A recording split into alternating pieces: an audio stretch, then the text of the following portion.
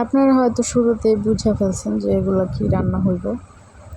তো অনেকে আমি কালকে একটা ছবি পোস্ট করছিলাম, তো ওটার মধ্যে অনেকে অনেক কিছু বলছেন, এই জন্য ভিডিওটা দেওয়ার জন্য এই ভিডিও করছিলাম। অনেক দিন ধরে আপনাদের সাথে ভিডিও শেয়ার করা হয় না। তো এখানে শুরুতে আমি কচুরলতি দিয়ে, এগুলো হলো দেশি কচুরলতি। তো দেখতে পাইছেন হালকা হালকা লালচে হয়ে গেছে, কারণ আমি এগুলা যেদিন রান্না করছি এর আগের দিন মানে রাত্রে কুইটা রাখছিলাম। রান্নার সময় কোটাকাটি করতে গেলে লতি অনেক সময় লাগে, আর যখন কাটতেছিলাম তখনই রান্না করতাম। তখন দেখলাম কি আমার হাত চুলকায় গেছে। আমি কখনো এই লতি খাইছি, দেখি নাই যে কোটার সময় এরকম হাত চুলকায়।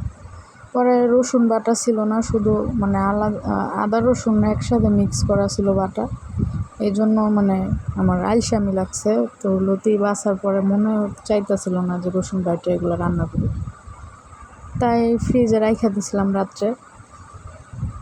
পরের দিন সকালবেলা রান্না করছি। চিংড়ি মাছ বাজার থেকে তাজা তাজা নিয়ে আসছি, আর রসুন বাইটা, তারপর ওগুলো ফ্রিজ থেকে বের করে রান্না করতেছিলাম। তো ভাবলাম যে অনেক দিন ধরে ভিডিও দেওয়া হয় না, তো আপনাদের সাথে ভিডিওটা শেয়ার করি। রান্নাবান্না তেমন পারি না, সেটা আমি সব ভিডিওতেই বলি, কিন্তু আপনাদের সাথে ভিডিও শেয়ার করা, ভালো মন্দ কথা শেয়ার করা ভালো লাগে, এই জন্য আপনাদের সাথে শেয়ার করি। এখানে আদা রসুন আমি 5টা এরকম বড় বড় রসুন আছে না, ওগুলো 5টার মতন আমি বাইটা নিছিলাম। আমার আবার ব্লেন্ডার নাই। অনেকেই জানেন আমি বেশিরভাগ জিনিসই বাটাবাটির কাজ হলে পাটায় বাটি, কারণ পাটায় বাটার জিনিসটা আর ব্লেন্ডারের জিনিসটা কিন্তু অন্যরকম।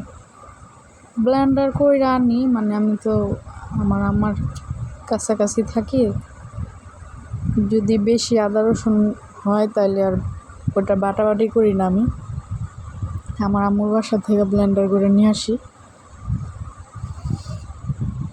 তো এই কারণে আর এখানে পেঁয়াজ, তারপর দেশি, এগুলো দেশি চিংড়ি মাছ বাজার থেকে যখন আমি এটা রান্না করতেছিলাম তখনই নিয়ে আসছি আয়না। এখানে আমি একটু হলুদ আর বেশি করে মরিচ ফাঁকি দিচ্ছি, কারণ ঝাল ঝাল করে রান্না করবো এই জন্য। আর অনেকগুলো কাঁচামরিচও দিছিলাম।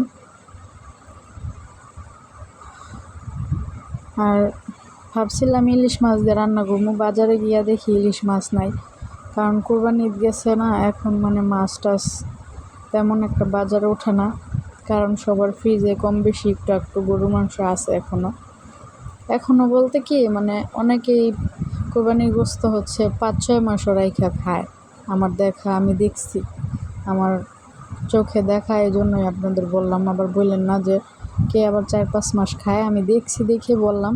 অনেকেই আছে কোরবানির গোস্ত 5 মাসকে 6 মাস, আবার অনেকে 1 বছর, আরেক বছর যখন কোরবানি ঈদ হয় এর আগের দিন পর্যন্ত খায়, আমি দেখছি, এই জন্য বললাম। আর বাজারে তেমন কিছু নাই, মাছ টাছ তেমন ভালো ওঠে নাই, এই জন্য চিংড়ি মাছে নিয়ে এসেছি।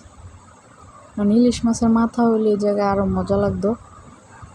আর এখানে আমি কি করছিলাম, লতি কিন্তু সিদ্ধ করে নিই নেই, কারণ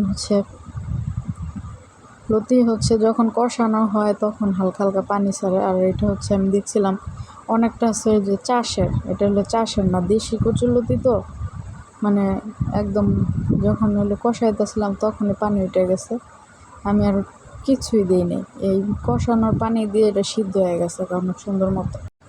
দেখতে দেখতে রান্নাও শেষ হয়ে গেছে। কেমন হয়েছে সবাই জানাবেন।